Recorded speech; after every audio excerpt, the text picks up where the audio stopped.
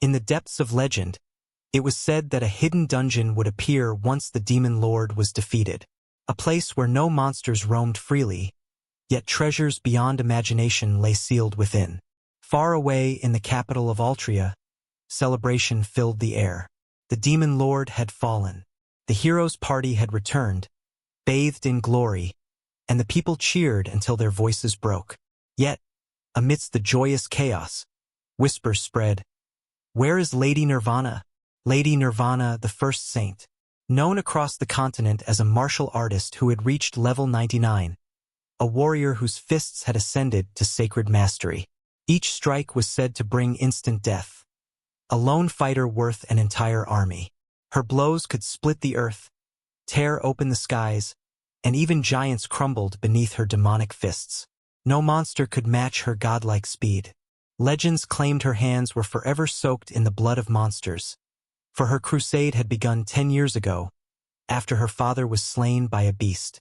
She vowed vengeance against the demon lord, and with unyielding resolve, honed her fists through a decade of relentless training. She fought lightly armored, always at the front lines, skirting death again and again, surviving wounds and ailments that should have killed her. Yet through pain, loss, and countless near-death battles, her sorrowful fist became her strength. And thus, she earned the title of First Saint. On this day, her mission was complete. The demon lord was no more. And so, Nirvana smiled softly, a rare blush coloring her cheeks. "I'm going home," she whispered. "Back to Amizu, the fishing port town at the eastern edge. My home." Amizu was a quiet town of boats and whitewashed houses, with a small church perched upon a hill. Unlike her, the town had not changed in 10 years, or so she believed. "I wonder if Mother will be angry, but this time I'll stay. I'll live here forever. I'll be the best daughter she could ever wish for." She clutched her travel bag with trembling hands, until it slipped and fell to the ground. Her smile froze. Before her stood only ruins. Her childhood home had crumbled into dust, not even a single brick left intact. And beside it, 2 gravestones. Her knees gave way as her breath caught in her throat. "No, impossible," she whispered. The graves told her everything. Her mother had passed, resting eternally beside her father. "Mom? No, I'm sorry, Dad. I couldn't even protect her. What were these 10 years for?" Her voice cracked. The strength that had once shattered mountains seemed meaningless against the weight of loss. As despair threatened to swallow her, a carriage rolled by, its wheels creaking against the dirt road. From within, a familiar voice called out, "Wait! Could it be?" A young man stepped down, eyes wide with disbelief. He stared at her as though time itself had stopped. "I knew it was you," he said, his voice trembling. Tears welled in Nirvana's eyes. Memories she had buried under battle and blood came rushing back. This boy, the one she had laughed with, played with, shared meals with, the one she had once called her perfect match, and the one to whom she had whispered, all those years ago, "Wait for me." "Yuta?" Nirvana whispered softly, her voice trembling as she looked at him. That night, she found herself in his modest home on the outskirts of town. Nirvana blinked in surprise, gazing around the cozy wooden house. "This is your house?" she asked. "Yes," Yuta replied with a gentle smile. "It's been 10 years since you left." She studied him carefully, her cheeks warming. "You haven't changed a bit, have you?" He chuckled. "I've grown. Maybe not in ways you can see." Her heart thumped. "You're still the same, and that makes me happy," she thought, blushing so much she had to turn away. Soon after, Yuta served dinner. The table was filled with simple yet beautifully prepared dishes, and Nirvana's eyes widened. "You made all this?" she asked in awe. He nodded. "I've been on my own for a while. Go on, eat as much as you like." The food was delicious, so good it made Nirvana nearly tear up. "Yuta, this is incredible," she said between bites. He only smiled, thrilled that she enjoyed it. When her plate was empty, she grew quiet. "So, Mother passed away 3 years ago." Yuta lowered his gaze. "Yes, the flowers you saw at her grave. I left them. Her chest tightened. She wanted to speak, but Yuta broke the silence. Nirvana, what are you going to do now? I never thought about anything else, she admitted softly. All I wanted was to live peacefully with my family. For a moment he said nothing, then his voice steadied. I don't know everything you went through these past 10 years, but I always believed you'd return. She tilted her head, confused, but before she could ask, his next words struck her like thunder. So, Lady Nirvana, marry me. Her breath caught. Her face turned crimson, her heart pounding so loud it drowned out the world. Me? A level 99 martial artist marriage?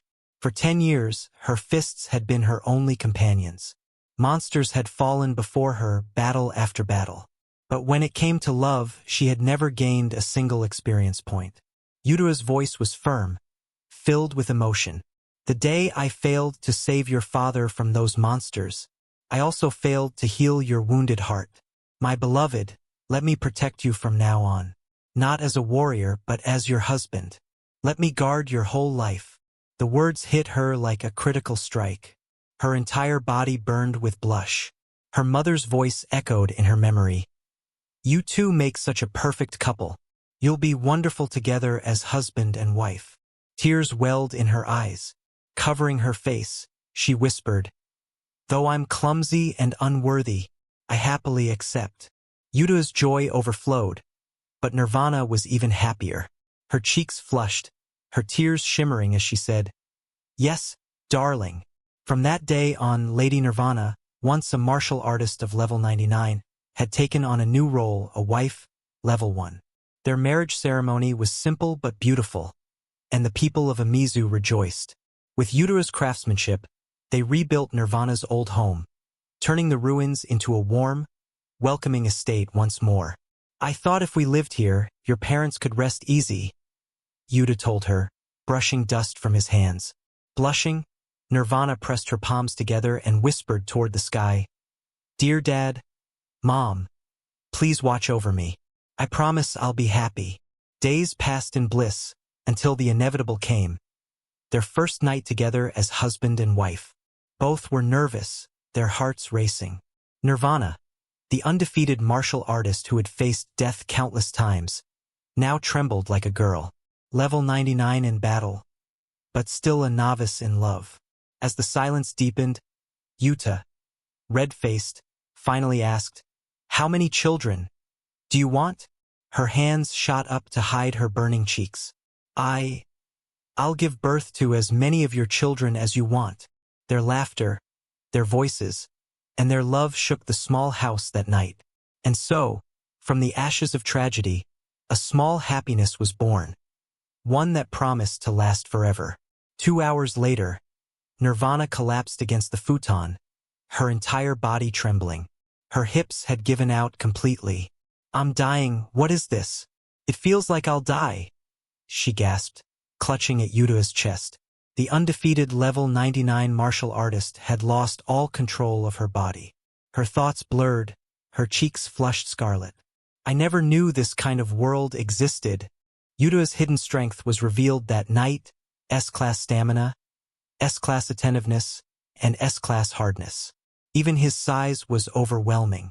She realized, to her shock, that in night techniques, her fisherman husband was unmatched. More!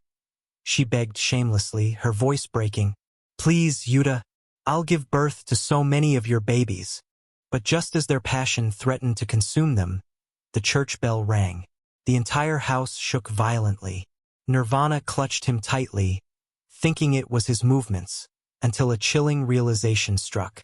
From beneath the earth, a massive gate burst forth, tearing open the ground outside their home. Crimson light spilled into the night, and monstrous roars echoed through the town. Yuta pulled himself up, eyes wide. It's a gate, and it's enormous. Nirvana's heart skipped. That thing? No way. A radiant voice resounded from within the light, echoing across the heavens. Can you hear me, children of the earth? I am a goddess. The hero has slain the demon lord, bringing peace to the land. But this victory has undone the seal, releasing the hidden dungeon. Nirvana's blood ran cold. The dungeon even the demon lord feared, now unleashed upon us. The goddess's voice carried a divine command. Retrieve the ring of the goddess from its deepest depths. Only then will the dungeon be sealed once more. I have faith in your strength. The gate roared shut, leaving only chaos behind. From its maw poured dragon-like creatures, scales glinting in the moonlight. A monstrous serpent hissed, its body coiling, while a viper slithered forward, eyes gleaming. Monsters! Nirvana cried, snapping into battle stance. The dragons spread their wings, the largest one snarling. After 1,000 years, this scent, the scent of blood. The Demon King's prison is gone. This land is ours now. Their levels were staggering 57, 52, 48. But Nirvana's lips curved in disdain. Level 50s? They can't even touch me. She prepared to strike, but suddenly a boulder came crashing toward her. Before she could move, Yuta lunged, shoving her aside. The rock slammed into him with bone-crushing force. Blood sprayed. He collapsed into her arms, unconscious. You took the blow for me? She whispered, her hands trembling as she held him. Rage welled up inside her chest. The dragon loomed closer, its shadow swallowing the town. Nirvana tied back her ponytail with a sharp tug, her eyes burning. Picking up a pebble from the ground, she hissed, "Return to the dungeon, scum." The dragon sneered. "You dare threaten me? Insolent human. I'll devour you where you stand." Nirvana's hand flicked. The pebble shattered the air like thunder, tearing through the beast. The mighty dragon exploded into pieces, its roar silenced forever. The other monsters froze in terror. She stepped forward, her long hair glinting under the moonlight. "Worthless level 50s. Hear me well. Crawl back into your dungeon and never surface again. If you defy me, know that I will end you." The creatures quaked, trembling before her godlike presence. All right, forgive us," they screeched, fleeing back into the gate. With a groaning rumble, the dungeon sealed itself once more. Nirvana exhaled slowly, pulling free her ponytail, her hair cascading down like silk. Her fierce aura softened. "That takes care of things," she murmured, slipping back into wife mode. Inside, Yuta stirred awake. "Nirvana?" She rushed to him, hugging him tightly. "Thank goodness you're awake." He groaned, touching his head. "So I really protected you, huh? That's a relief." Her heart squeezed. He protected me. Her face flushed, and tears threatened to spill. In the hero's party, they had always forced her to the front lines, treating her like a shield. No one had ever protected her. No one until Yuta. To him, she wasn't the first saint or a level 99 martial artist. In his eyes, she was a delicate flower worth protecting. The warmth in her chest overflowed, and she realized how glad she was to have become his wife. When they finally returned to the bedroom, Nirvana made one quiet vow to herself. "I've decided he must never discover I'm level 99. I have to stay his utterly adorable beloved wife." I drove those monsters back into the dungeon. There's nothing left to worry about. Tomorrow everything will be back to normal. But that didn't happen. The next day, the court decreed the remote eastern fishing port transformed into the world's premier adventure destination. Overnight, merchants, entrepreneurs, and adventurers chasing the gold rush flooded in. A full-blown dungeon bubble engulfed the town, turning it into a dungeon outpost to conquer the hidden dungeon. When Nirvana saw this, she was in a rabbit costume. An adventurer saying, "So this is the hidden dungeon the court spoke of. The treasure reeks like crazy thief. I'll tell you what, this is a golden opportunity. We're going to make a killing. I swear this is the Grand Trading Company." Everyone was there. She thought, what the hell? I can't understand that Quiet Amizu is being overrun by these damn adventurers. This is just like when I was in the hero's party. The peaceful happiness is falling apart fast. When she returned home, Yuta was fully prepared with armor and a knife. She said, "Welcome back." She couldn't understand what was happening. What's with that outfit? It looked like Yuta had become a level 1 adventurer. He said, Actually, this morning I went out to fish, but the town was in a sorry state. On top of bait and harbor fees, all supplies became inflated for adventurers. Things got so bad I couldn't even fish properly anymore. Nirvana said, "No, wait, the fishing. Even fishing." Utah replied, "That's exactly why I became an adventurer, to conquer the hidden dungeon as soon as possible. Clearing it will restore the town. Our peaceful town where your parents rest. I swear I'll reclaim our life together with you in that town." She was blushing, frustrated, and overheating. "He always puts me first. I'm so glad I married this man. So happy I became his bride." She steeled her adventurous gaze, thinking, "Then I shall steel my resolve." She said, "What is it you've done?" He thought he heard a weird sound behind them. It was a level 42 orc monster. She tried saying, "How scary," as he looked behind, thinking, "Wait, something's there." She punched the orc through the entire first floor. Utah saw nothing, saying, "There's nothing here." But she hugged him, saying, "Don't scare me like that. Nothing's here. It's okay. I will protect you. You're amazing, Utah. This is love. I want to be loved as a cute wife while secretly supporting and watching over my husband from the shadows." Thus began the new raid, dungeon crawling life of the mismatched couple. In a world where the demon lord had been slain, the hidden dungeon emerged, filled with undiscovered treasure and powerful gear that lured adventurers to its depths. Among those who dared to enter was one particular group. The wife with a secret she couldn't tell her husband. The level 1 married wife and a level 1 adventurer, Utah. But there was a catch. This level 1 wife was actually a former level 99 martial artist point. 1 week after the hidden dungeon appeared, a rumor circulated among adventurers. One man said, "Hey, you heard about this? The guys who came back from scouting it out." Another replied, "What? Spill it." The first man said, "You're damn cheap." Anyway, this was overheard by a shady figure as the man explained. Rumor has it nobody ever made it past the first floor of the dungeon. Apparently, the staircase going down just doesn't exist at all. Nirvana thought to herself, "I knew it all along. Even after a whole day of searching with Utah, it was too hard for me to find a lower level. That's something else." Utah was mixed up, wondering what they should do next. She realized this is a hidden dungeon. Saving the town won't be so simple at all. Utah asked her, "Are you okay? If you're feeling hungry, we can call a day." She replied, No, I'm fine, Utah." Utah got a spoonful of soup and said, "Glad to hear it. Let's dive down deep and give it our all again today." As he was about to feed his wife, she was flustered and overwhelmed by this kind gesture. She thought, "Wait, what is this?" The legendary marital ritual. As she took a bite from Utah's spoon, she was blushing intensely and said, "It's so good." He replied, "Glad you like it." Their lovely moment was overheard by a shady figure who said, "Fresh meat. Adventurers in a wrong damn place. These scrubs always crawl out of the woodwork when a new dungeon pops." The man glared at them, saying, "That one's a real looker. Straight S-rank rare drop material." These were the Shadow Brothers, the eldest, the second, and the third brother. The eldest said, "Perfect first catch for the hidden dungeon." While the others thought of doing worse to Nirvana, the man said, "Let's hunt."